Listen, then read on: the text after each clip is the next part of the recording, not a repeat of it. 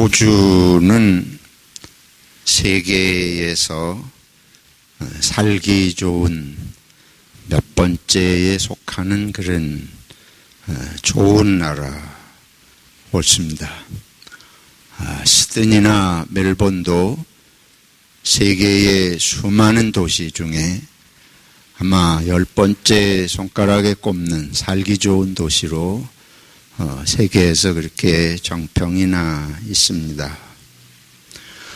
한국에서 가장 이민 가고 싶은 나라가 최근에 캐나다와 호주로 그렇게 알려져 있습니다. 그만큼 살기 좋은 데는 그런 이유가 있겠습니다. 여러분이나 제가 호주에 살아보지만은 정말 참 복된 그런 나라라고 생각을 합니다. 우리가 그 살기 좋은 나라를 어떤 기준으로 평가를 할 것이냐. 그 조사하고 평가하는 사람들은 기준이 있겠지만 저는 호주가 살기 좋은 나라인 까닭은 힘들고 약하고 병들고 가난하고 그런 여인들, 어린이들 이런 사람들에 대한 지원이 잘 되어 있는 것이 저는 호주가 살기 좋은 나라라고 생각을 합니다. 호주의 소셜 시큐리티에 대한 걸 제가 찾아보니까 대개 여러분들이 경험을 하시지만 참 볼수록 좋은 것들이 많아요. 인컴 서포트, 우리가 직업을 가지기 어려울 때에 수입이 문제 생길 때에 도와주고, 에이지 펜션, 노후에 연금이라고 그러나요? 나이 드신 노후 대책을 아주 잘 해주고, 새로 사업을 시작할 때에 지원해주고, 유스 얼라운스, 청년들 지원하는 수당, 또 풀타임으로 학교를 다니면 오스타디라고 그래서 또 학업을 지원해주고, 우리들 몸이 불편하면 디서빌리티 서포트 펜션, 또 sickness allowance, 케어 페이먼트, 아픈 사람뿐만 아니고 그를 돌보는 사람들에 대한 지원, 부모 양육 지원 또는 주택 보조비를 지원해주고, 또 생활이 어려울 때에 약국의 약값도 지원해주고, 심지어 텔레폰 얼라원스라고 하는 것도 있더라고요. 이런 거, 또 텍스를 지원해주는 것도 있고, 구체적인 내용은 모르겠어요. 근데 어떤 패밀리 텍스 베네핏 이런 시스템도 있고, 머터니티 이뮤나이제이션, 이건 이제 출산하면 그 아기나 산모의 건강을 위해서 지원해주고, 차일드 케어 베네핏, 또 학교 다니면 학생들에게 보너스를 주고, 또 부모가 이 정부에서 지원을 하면서 휴가를 보내는 이런 것도 있나 봐요. Paid Parental Leave 시스템 하니까 부모의 휴가도 지원해주고, 그리고 학생들이나 펜셔너들에게 컨세션 카드를 통해서 교통비라든지 이런 걸 할인해 주는 시스템 등 여기에 기록되지 않은, 또 우리 연로하신 분들이나 몸이 아파서 잘 거동하지 못하는 분들은 병원에 오고 가는 택시비도 지원도 해주고, 또 연로하신 분들이나 병이 들면 정부에서 지원하는 사람들이 나와서 몸이 불편하니까 가사 일도 도와주고, 쇼핑하는 일도 도와주고, 우리 이현주 권사님 말씀 들으니까 너무 감사한데 뭐까지 해주냐면 와서 손톱 발톱까지 깎아준대요. 그러니 이게 천국이지요, 우리 권사님? 이게 천국이 아니면 어디겠어요? 여러분들은 건강하시면 또 뭐 문제가 없으면 다 잘 사시겠는데 문제 생기면 이런 도와주는 시스템이 호주에 아주 잘 되어 있습니다. 그래서 의료제도나 교육제도나 여러 가지 면에서 잘 사는 사람들 위주 사회가 아니고 어려운 사람들이 어느 정도 일반적이고 정상적인 생활을 할 수 있도록 국가적으로 돕는 그게 좋은 나라 아닙니까? 여러분이 호주에 와서 내가 부자가 못 돼가지고 고민하고 그런 내가 부자 되고 성공하는 데다가 초점을 두면 만족하지 못할는지 몰라요. 근데 어려워 보세요. 병원에 가 보세요. 아무리 큰 수술을 하고 해도 정부가 다 이론 한 푼 안 받고 지원해 줍니다. 물론 모든 게 다 그런 건 아니고 선별적으로 어떤 것들은 이제 본인이 부담해야 되는 것도 있지만 우리는 한국에서 다 살아본 경험들이 있습니다. 여기서 자라는 우리 자녀들 외에 한국에서 살아본 경험으로 보면 지금 한국이 많이 이런 게 발전을 했지만은 아직도 호주하고는 많이 차이가 나잖아요. 한국이 3만 달러 이 소득이 된다 하는데 이제 그만큼 살면 한국도 이런 호주 같은 복지 제도가 발달이 돼야 할 줄로 믿습니다. 잘 사는 재벌들이나 사업을 잘하는 사람, 능력이 있는 몇몇 사람들이 잘 살아서 소득이 올라가는 거 별 의미가 없어요. 국민 전체가 어떻게 기본적으로 잘 살 수 있는지를 보장하고 같이 노력하는 나라가 좋은 나라고 그런 정치 시스템이 나는 좋은 시스템이라고 생각합니다. 별로 실감이 안 나시는 것 같은데 한국 돌아가 사서 보세요. 호주에 사는 것은 세계적으로 축복받은 것입니다. 여기서 우리가 불평하면 안 돼요. 지금 한국을 보세요. 한국에 제가 요즘에 이렇게 관심을 갖고 보니까 한국도 이런 거 좀 해보려고 그렇게 하는데 그거 하려면 뭐가 돼야 돼요? 뭐를 많이 내야 돼요? 세금 많이 내야 돼요. 다 돈으로 되는 거 아니에요. 근데 세금 많이 안 내고 어떻게 전 국민이 그렇게 기본적으로 잘 살 수 있는 시스템이 됩니까? 근데 그런 거 좀 그 정도의 이제 수준이 한국도 이렇게 좀 살게 되니까 어려운 사람들이 같이 잘 사는 그런 거로 좀 해보자. 최저임금을 좀 보장을 해주고 일하는 시간을 좀 제한을 하고 이런 거 제가 볼 때는 그런 관심이 이런 잘 사는 나라들의 복지 시스템을 어느 정도 따라가려고 하는 건데 이거를 죽어라 하고 반대하는 사람들이 있어요. 여러분 누가 반대할 것 같아요? 없는 사람? 있는 사람? 있는 사람이 왜 반대합니까? 있는 사람은 왜 불평해요? 있는데 왜 불평해요? 남보다 많이 가지고 있는데 왜 불평해요? 나라에 감사해야죠. 누구 때문에 잘 사는 것입니까? 누구 대상으로 사업해서 그렇게 부자가 됐습니까? 왜 그 사람들이 불평해요?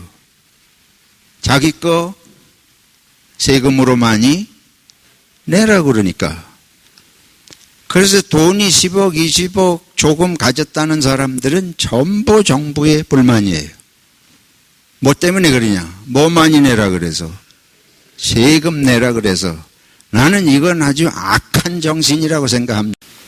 이게 악이 아니면 무엇이 악이에요? 이게 죄가 아니면 세상에 무엇이 죄입니까? 제가 이 말씀을 드리는 것은 한국의 기독교인의 이름을 가지고 요즘 세상 돌아가는 것에 대해서 바르게 어떻게 보고 판단해야 할지를 모르는 얘기들이 너무 많아서, 그리고 그런 사람들을 같이 보안해동해서 그러는 게 너무 심해서 한국의 민도가 이 정도밖에 안 되는가, 한국의 기독교인들이 이 정도밖에 판단력이 없는가, 한국의 기독교인들이 성경을 많이 읽는다고 알고 있는데 성경의 정신을 이렇게 모르는가 안타까워서 제가 여러분들하고 같이 나누려고 이렇게 생각을 합니다. 요즘에 보면은 이 코로나 바이러스 문제 나오니까 뭐 아주 한국이 난리예요. 엊그제 며칠 사이에 또 기하급수적으로 이게 확진자들이 늘어나서 비상 상황처럼 그렇게 염려들을 하는 것 같은데, 한번 보겠습니다. 제가 그 몇 가지 보니까 제일 심각한 게 제가 볼 때는 언론이더라고요. 언론이 전부 현 정부를 완전히 매도하는 거예요. 언론이 왜 그러겠어요? 조선일보, 중앙일보, 동아일보가 한국의 대표적인 신문사들인데, 이 신문사들이 전체적으로 아주 싸잡아서 현 정부의 정책을 전부 비판을 해요. 그러면 왜 그러겠습니까? 그 사람들이 그러는 이유가 뭐겠어요? 배후에. 그 사람들이 재벌이에요. 한국의 언론은 다 재벌입니다. 동아일보 보세요. 그 광화문 내거리에 어마어마한 빌딩을 가지고 있습니다. 조선일보가 얼마나 재벌인지는 뭐 말할 수가 없어요. 중앙일보는 삼성의 배경이고. 그러면 지금 말씀드린 가졌기 때문에 반대한다고 내놓는 걸, 그렇지 않아요. 거기에 그 언론에 종사하는 사람들이 다 한국에서 중간 이상의 부자들입니다. 거기는 가난한 사람들은 한 사람도 없습니다. 이걸 우리들이 알아야 돼요. 배후에는 속으로는 내 거 뭐 하기 싫어서, 내놓기 싫어서, 세상을 너희들이 이 세대를 본받지 말고 세상을 보는 눈이 열리려면 하나님께 기도하고 하나님의 말씀이 누구를 향하고 있는지를 보는 눈이 열려야 돼요. 이 판단력이 없으면 세상의 악한 사람들을 같이 따라가면서 죄를 짓게 되어 있습니다. 그런데 광화문에 모여가지고 날마다 태극기를 들고 집회하는데 그 주동자가 누구냐면 전광훈 목사라는 사람이에요. 근데 이 사람은 보니까 목사가 아닙니다. 그 사람이 대한예수교 장로회 대신칙이라는 데서 제명당한 사람이에요. 근데 돈 가지고 사람들을 포섭해서 뭐 지금은 한국 교회들이 다 탈퇴한 한기총이라는데 회장이라는 이름을 거머쥐고 돈이 필요하니까 한국의 큰 믿음 교회라는 데가 있어요. 변성우 목사라고 다 기성교회에서 2단으로 판정한 데인데 거기서 5억을 받고 2단이 아니라고 풀어주는 거 제일 먼저 했습니다. 여러분들이 이런 내막을 알지 못하니까 세상은 그 사람을 누구로 봐요? 언론에서는 자꾸 그 사람을 목사라고 보도를 해요. 근데 그 광화문 집회에서 모여가지고 뭐 세상 사람도 잘 안 하는 욕을 막 대통령을 비롯해서 욕을 해대면서 이 대통령을 끌어내려야 된다. 그게 목사가 제정신 가지고 할 일입니까? 그 사람은 목사가 아니고 정치하고 싶은 사람입니다. 전에도 기독당인지 뭘 만들어가지고 정치하다가 국회의원 안 되고 그래서 다시 하는데 이번에도 이제 국회의원 선거 눈앞에 두고 그 사람들의 관심은 권력입니다. 신앙생활이 아니에요. 불행한 것은 이런 걸 분별하지 못하고 거기 같이 쫓아다니면서 보도를 보니까 어제도 뭐 낮부터 집회를 했대요. 지금 한국의 코로나 바이러스 때문에 전 국민이 야단 아니에요? 혹시 모여가지고 나라를 위해서 이런 위험한 일들 위해서 기도하기 위해서 모였다. 그러면 모르겠는데 그게 아니에요. 나라 전체가 이 전염병 때문에 걱정들을 하고 있는데 거기 모여가지고 지금 대통령 끌어내려야 된다 하고 이게 애국이다. 여기 와서 병 들어서 죽어도 이거 하는 게 애국이다. 그러니 이게 정신병 수준이지.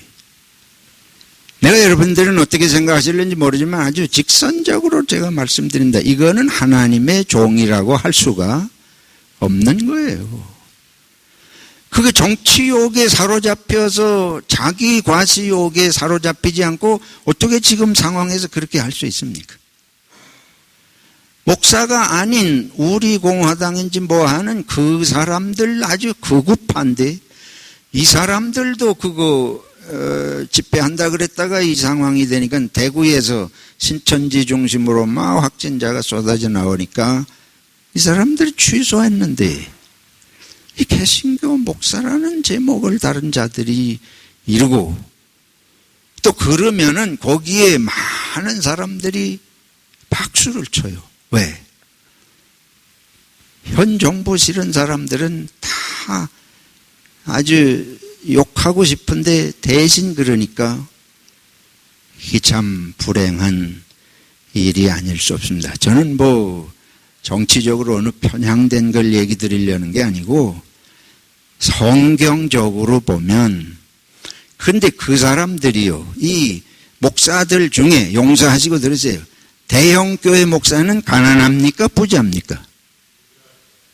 그러면 그 사람들을 자기들 지금 정부에서 하는 대로 하면 대형교회는 유명한 사람들 다 거기가 있어요. 기업하고 재벌하는 사람 작은 교회 안 나갑니다. 돈 많은 사람 전부 어디 교회 나가요? 큰 교회 나가요. 정치하고 고급 공무원들 전부 큰 교회 나갑니다. 그 사람들 교회에서 목사하면 성경대로 설교할 수 없어요. 여러분이 한 목사 돼보세요. 이제 여러분 교인 중에 부자가 있고 재벌이 있고 정치하는 사람들이 와서 떡하니 버티고 앉아서 목사님 그러면 안 됩니다 하고 얼굴 한번 옆으로 꼬고 있어 보세요. 제 소리를 할 수 있는가. 그러니까 거기에서 전부 삐뚤어진 설교가 나간다고요. 그 전광훈이란 사람도 마찬가지. 거기다 대고 사람들이 막 헌금을 해야 되거든요. 눈이 멀은 거예요. 그러면서 명칭은 뭐냐 하면 우리나라가 공산주의가 되지 말아야 된다. 자유민주주의를 지켜내야 된다. 그러니까 사람들은 다 6.25 때 경험이 있고 공산당이 어떤지를 아니까 전부 반대를 하지요. 홍정길 목사라는 분이 꽤 훌륭한 분이었습니다. 근데 이분도 나와가지고 무슨 요즘 연합기도 하는데 현 정부가 하는 정책은 사회주의적으로 가는 것 같다. 이래가지고 이번 국회의원 선거에서 잘 선택해서 해야 된다. 잘못 선택하면 사회주의가 된다. 근데 여러분 이제 제가 호주 얘기를 드려줘요. 호주는 민주주의입니까? 사회주의입니까? 공산주의입니까? 여러분 여기 사시면서 그 정도는 분별을 할 수 있어야 되죠. 호주 왜 사셔요? 여러분 호주에 왜 사셔요? 왜 한국에 안 돌아가고 호주에 사십니까? 호주에 뭐가 좋습니까? 호주의 정치 시스템이 뭐예요? 여기는 사회 민주주의 국가입니다. 사회주의라는 거하고 공산주의는 아주 달라요. 공산주의라고 하는 거는 개인의 자유가 없고 경제의 자유가 없고 그건 완전히 통제해가지고 백성을 국가를 다스리는 그런 건데 호주에 자유가 없습니까 여러분? 호주가 사회주의 나라예요. 유럽의 대부분이 사회주의적인 국가들입니다.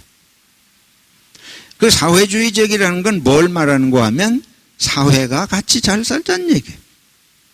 그게 지금 호주에서 되어지는 일이에요. 아까 여러분 말씀드린 대로 부자는 세금을 어떻게 해요? 더 많이 내. 살기 어려운 사람들은 도와줘서 같이 살자. 이게 사회주의 쉽게 말하면. 그러면 여러분은 부자는 계속 잘 살고 이건 자본주의. 자기가 돈 많아서 부자 자본 활용해서 부자는 부자대로 더 살고 안 하는 사람은 뭐 할 수 없고 자본주의의 극단적인 건 그거예요. 근데 이 자본주의의 완전히 반대는 공산주의입니다. 그건 국가가 통제해가지고 하는 거고 사회민주주의라는 것은 시장도 개방이 되어 있고 경제활동이 다 자유롭지만은 많이 가진 자가 내서 어려운 자가 함께 살자. 그렇다고 가진 자 있는 걸 몽땅 다 뺏는 거 아니지 않습니까? 많이 번 사람 어느 만큼 조금 더 내가지고 같이 살자는 거예요. 여러분 어떻습니까? 그거 싫으시면 호주 살 필요 없어요. 나는 호주에서 살아본 사람들이 한국에 가서 정치를 하면 좋겠습니다. 그래, 한국은 이 정신이 없는 거예요. 같이 잘 살자 하는 얘기를 좀 해가지고 최저임금을 좀 높이자. 여러분 어때요? 맥도날드에 가서 일하고 1시간에 1불도 안 주면 그거 하겠습니까? 한국의 최저임금이 지금 뭐 전에 5천 얼마에서 7천 얼마가 오른 게 뭐 이게 최저임금이라는데 시간당. 근데 그거 올리는 것도 싫어가지고 반대하는 사람들이 누구냐 하면 사장들이고 재벌들이. 이래가지고 우리 기업 못한다. 못하긴 왜 못해요? 돈을 더 많이 벌려는 욕심 때문에 자기 직장인 자기 회사에서 일하는 사람은 간신히 벌어서 입에 풀칠하기 힘들어도 자기는 엄청나게 더 부자가 돼야 되는데 세금 내라 그런다. 이게 그러면 여러분 뭐가 악한 것입니까? 근데 이걸 분별을 하지 못하고 언론이 그거를 이런 정책을 두드러 까고 교회가 이걸 분별하지 못하고 이런 정보를 물러나야 된다. 이거는 성경을 모르는 거예요. 예수님께서 오셔서 누구하고 사셨어요? 가난하고 병든 사람들 사셨지 않았어요? 병 고치러 갈 돈이 없는 사람들 고치고 만져주시고. 사랑하는 소망교회 성도 여러분, 시대를 보는 눈을 정말 말씀에서 비추어서 봐야 할 줄로 믿습니다. 말은 목사인데 말은 교회인데 성경 없고 자기 욕심을 이루는 것을 가지고 성경을 부분적으로 인용해서 편협하게 하면서 사람들을 혹세무민하니까 옛날에 무당들이 하던 것보다 더 악해요. 그리고 그거를 분별할 줄 모르면 목사를 난 그만둬야 되리라고 생각합니다. 그 판단도 못해가지고 많은 사람들에게 날마다 무슨 하나님의 말씀을 한다고 하는 거예요. 개인적으로 우리가 죄가 있고 허물이 있고 실수를 할 수 있지만은 성경을 제대로 알지 못하고 하나님의 말씀의 핵심 사상을 모르면서 복음을 전하는 것은 어리석은 것입니다. 이만희를 보세요. 정광훈이나 이만희가 똑같은 소리. 이 집 신천지 때문에 야단인데 신천지는 거짓으로 시작해서 거짓으로 끝나는 거예요. 예수교라고 말을 하지만은 예수가 아니고 거기에 싹 빼고 누가 들어앉은 것입니까? 이만희가 들어앉아. 어마어마한 궁전 같은 데 살아요. 일일이 다 얘기할 수 없는 정말 부끄러운 한국. 근데 이런 일들이 왜 생기냐. 오늘 이제 제가 딴소리 하는 거 아니고 내가 성경 얘기하려고 이 얘기하는 거예요. 제 궁극적인 관심은 성경인데 오늘 성경 말씀은 뭐냐 하면 예수님께서 제자 3명을 베드로와 야고보와 요한 3제자를 데리고 높은 산에 올라가셨습니다. 그 높은 산이 뭔지는 뭐 여러 가지 이론이 있어요. 다볼산이냐 헬몬산이냐 뭐 여러 가지 이론이 있고 요즘엔 또 다른 지명을 그냥 높은 산이라고만 그랬으니까. 아무튼 그 산에 올라가셔서 예수님이 어떻게 되셨다? 변형되셨다. 여기에 변형이란 말은 속에서부터 빛이 나와서 옷 밖에까지 빛이 넘치는 이런 의미를 담고 있어요. 그러니까 근본적으로 예수님께서 평소에 볼 수 없던 환한 모습으로 변형이 되셨는데 모세가 나타나고 엘리야가 나타났습니다. 그 세 분이 말씀을 하는 거예요. 베드로가 놀래가지고 예수님께 여기가 너무 좋습니다. 모세도 있고 엘리야도 있고 예수님이 이런 분들하고 얘기를 하고 있구나. 여기 초막셋을 짓고 여기에 삽시다. 근데 조금 있다가 보니까 하늘에서 구름이 들이우고 구름 속에서 음성이 들려요. 구름은 하나님의 임재를 의미합니다. 무슨 음성이 들리는가 하면 이는 내 사랑하는 아들이요 내 기뻐하는 자니 너희는 저의 말을 들으라. 이 장면이 무엇이냐 하면 지금 마태복음 17장인데요. 마태복음 16장에 보면 예수님이 가이사랴 빌립보에서 너희는 나를 누구라 하느냐 물으셔요. 그러니까 예수님께서 제자들이 예수님을 어떻게 알고 있는지 이게 마음이 쓰이시는 거예요. 그러고는 그 너희를 나를 누구라 하느냐 물으신 다음에 예수님이 고난을 받고 죽으실 것을 말씀하십니다. 베드로가 주는 그리스도시요 살아계신 하나님의 아들이십니다. 그러니까 그렇게 고백한 직후에 예수님은 이 인자가 고난을 받고 죽어야 된다. 그리고 사흘 만에 다시 살아나야 하리라. 그리고 나서 엿새 후에 지금 이 변화산의 말씀이 나오는 거예요. 여기서 예수님께서 제자들에게 산 위에 오르셔서 변화된 모습을 보이시고 하나님께서 내 사랑하는 아들이요 기뻐하는 자인 너의 말을 저의 말을 들으라. 그러시고는 조금 있다 보니까 모세도 없고 엘리야도 없고 예수님만 있어요. 두려운 마음으로 엎드려져 있는데 예수님께서 무서워 말라 그러시면서 하시는 말씀이 지금 본 이 광경을 아무에게도 얘기하지 말라. 그리고 주님께서 다시 살아나신 이후에는 영광을 본 후에는 그때 가서는 얘기해도 된다. 이런 이해할 수 없는 말씀을 하세요. 근데 이 내용이 담고 있는 것은 제가 요약해서 말씀드리면 평소에 제자들이 예수님을 어떻게 알고 있느냐? 예수님은 오셔가지고 갈릴리 시골에서 가난한 자들하고 이렇게 병든 사람 고쳐주고 말씀을 전하시는데 이 유대인들이 볼 때는 훌륭하고 뭐 이런 사람들은 예루살렘에 있어야 되거든요.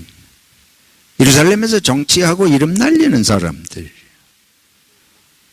근데 예수님은 이 가난한 구석 시골에서 저렇게 뭐 병자들이나 하고 이렇게 시골 사람들하고 그러시면서 이분이 누구신가? 예수님이 하시는 기적도 병도 고치시고 뭐 하시는 분인 거 보면 이분은 하나님의 아들이고 보통 분은 아닌데 근데 왜 예루살렘에 가서 정치하는 사람들하고 같이 세상을 뒤집어 엎고 이름을 날리고 온 세상이 이렇게 하게 안 하시고 시골 구석에서 이러시나? 이 제자들의 마음이 오락가라. 어떻게 예수님을 보아야 할지 마음이 오락가락해. 근데 예수님 이제 조금 있으면 십자가의 길을 가셔야 됩니다. 그리고 이제 제자들만 남기고 떠나셔야 돼요. 그러니까 예수님께서 이 변화산에서 아주 중요한 모습을 보이시는 거예요. 앞으로 내가 고난받고 죽어야 되는데 그러면 제자들이 실망할 게 틀림없거든. 그때를 대비해서 지금 예수님께서 보여주시는 거예요.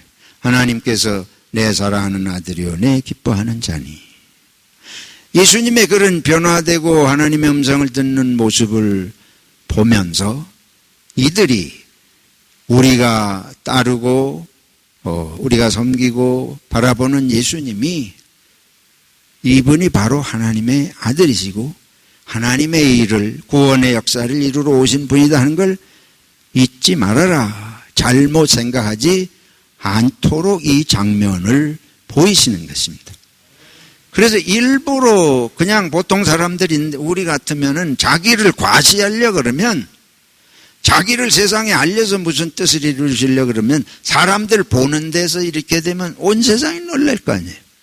많이 모인 자리서 하시고 또 그걸 보이신 다음에 내가 이제 누군지 알았으니 가서 막 전해라. 근데 예수님이 오신 목적은 그런 것이 아닙니다. 예수님은 우리의 죄를 지고 십자가에 죽으셔서 우리를 구원하시러 오신 것이기 때문에 자기 과시가 예수님의 목적이 아니에요. 우리가 참 그리스도인인지 성경을 바로 아는지를 분별하려면 이 사람이 과시욕에 사로잡혀서 저러는지 아닌지를 알면 아주 간단해요. 그건 속일 수가 없습니다. 전광훈이 같은 사람을 제가 이렇게 대놓고 비판하는 이유는 바로 이 성경의 정신하고는 완전히 반대로 가기 때문에. 그거는 자기 정치욕이고 권력욕이고 과시욕에 사로잡혀서 백성을 혹세무민하는 것이지 그리스도의 정신이 아니에요. 이만희가 똑같지 않습니까? 자기가 교주가 돼가지고 자기를 믿으면 이 땅에서 죽지 않고 영생을 한다. 뭐 정신 나간 일인데 그 사람들을 그렇게 속여가지고 하는 게 그게 어떻게 거기서 진리가 나오느냐고요. 어떻게 거기 생명의 말씀이 거기 있을 수가 있습니까? 그러니까 이거는 마귀의 종이지 하나님의 종일 수가 없습니다. 그래서 분명하게 말씀을 드리는 거예요. 그런데도 불구하고 사람들이 이만희를 따르는 신천지 추종자가 24만이라니까 한국에. 그리고 광화문에 저렇게 모여가지고 계속 세상이 지금 다 걱정을 하는데, 세상이 다 걱정을 하는데, 그래서 신문의 보도를 보면 자꾸 교회가 문제인 것처럼, 중앙일보는 보니까 처음에 신천지라는 말은 조그맣게 쓰고 교회가 문제다 하는 식으로 그런 악한 자들이 그런 속에 있습니다. 교회를 문제 삼고 싶은 자들이 있어요. 이런 기회에.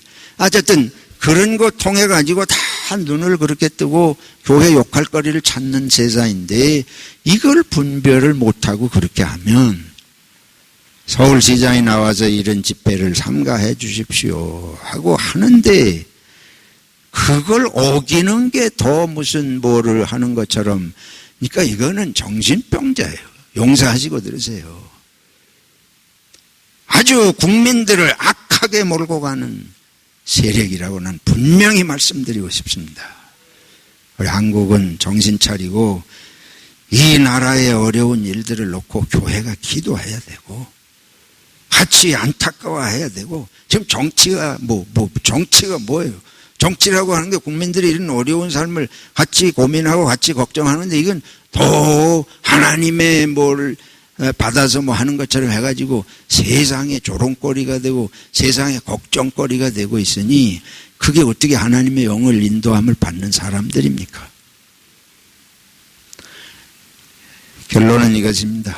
예수님은 낮은 모습으로 오셔서 낮은 사람들하고 함께 하셨습니다. 하나님의 나라는 그런 나라이기 때문에 그렇습니다. 저는 진보, 보수, 진영의 논리로 말씀드리는 것이 아닙니다. 한국 교회가 이걸 깨닫지를 못해요. 왜 그러냐? 못 깨닫는 이유는 공산주의하고 수십 년 대치를 해왔기 때문에 조금만 뭐 하면 다 뭐로 보이는 거예요? 다 공산주의로, 빨갱이로 보여요. 모든 걸 적대 개념으로 보고 있어요. 그래서 내 편이 아니면 전부 왼쪽. 교회는 그런 곳이 아닙니다. 교회는 모든 사람이 하나님 앞에 구원받도록 마음을 넓혀야 할 줄로 믿습니다. 그래서 여당을 위해서도 기도하고 야당을 위해서도 기도하고 기도할 뿐만 아니고 여당이나 야당이나 잘못된 것은 비판할 수 있고 해야지 어느 한쪽에 붙어가지고만 해서는 안 돼요. 우리들이 호주에 살면서 우리는 좀 보는 생각이 좀 다를 수 있잖아요. 여러분 어떻습니까? 한국에서 되어지는 일에 대해서 이렇게 옆에서 보면서 안타까운 생각이 안 드세요? 근데 용서하시고 들으세요. 호주에 있는 목사들도 이 SNS로 스마트폰으로 그냥 막 이거를 퍼나르니까 어떻게 설교하냐. 한국에 내가 꽤 중진급들의 목사들의 설교를 들어보니까 중국이 예수 믿는 사람을 박해해가지고 지금 누가 심판하신다. 하나님이 심판. 여러분 그런 거 받은 사람 있습니까 혹시? 그런 식으로. 그런 설교가 널려 있더라고요. 제가 유튜브에 보니까 그런 설교가 널려 있어. 근데 이게 못 배우고 무식하고 제대로 신학교도 안 하고 그래가지고 나온 작은 교회들이 아니고 이게 전부 중진급 이상의 목사들이 그런 설교를 해서 이 한국이 병이 들어도 보통 병 드는 게 아니다. 저렇기 때문에 한국 교회의 민도가 그렇게 낮으니까 사회를 이끌어가지를 못하고 밟히는 소금이 된 것입니다. 정신 차려야 돼. 세상보다도 판단력이 더 없어. 그걸 정말 하나님께 기도하고 내가 이런 설교해도 됩니까 안 됩니까 고민을 했다면 어떻게 저렇게 할 수 있을까? 그래서 하나님이 심판하신다는 거예요. 근데 한국 사람들은 이 무당 종교에 익숙해가지고 하나님은 전부 벌 주는 하나님. 구약에도 보니까 뭐 다윗 시대에 무슨 역병이 돌아가지고 하나님이 심판하신 적 있다 뭐 이런 거 한두 가지 끄집어 대가지고 전부 그래 이제 한국에서는 신천지 중심으로 갑자기 생기니까 하나님이 누굴 심판하신다. 신천지를 심판하신다. 또 요새는 대구 쪽에 있는 39명이 이스라엘을 갔다 왔는데 그 중에 뭐 열 몇 명이 또 이 바이러스에 옮겼다. 그러면 또 하나님이 누구 심판하신다. 또 가톨릭 심판하신다. 이게 대구에서 갑자기 많이 생겼으니까 누구를 어디를 심판하신다. 대구를 심판하신다. 그러다 이제 제 집구석에서 하나 생기면 어떻게 하려고 그럴 거예요. 안 됩니다. 하나님이 심판을 하신다 그러더라도 우리는 하나님 앞에 가서 이 백성을 불쌍히 여기시고 나를 불쌍히 여기서 우리를 살려주십시오 해야 교회가 할 태도지. 나는 거기서 예외인 것처럼 해가지고 하나님이 저놈들 악하니까 심판하신다. 이게 한국교회가 보통 병드는 게 아니에요. 조용기 목사가 그랬지 않았어요? 일본의 후쿠시마 원전이 터져고 쓰나미가 일어났을 때 하나님이 누구를 심판하신다. 일본을 심판하신다. 나는 왜 그런 식의 사고들을 하는지 이거는 무당식의 사고입니다. 하나님이 심판하실 자를 이렇게 그거 눈뜨고 보는 대신에 보세요. 제가 결론적으로 말씀드리고 싶은 건 한국에서는 없으면 무시당해.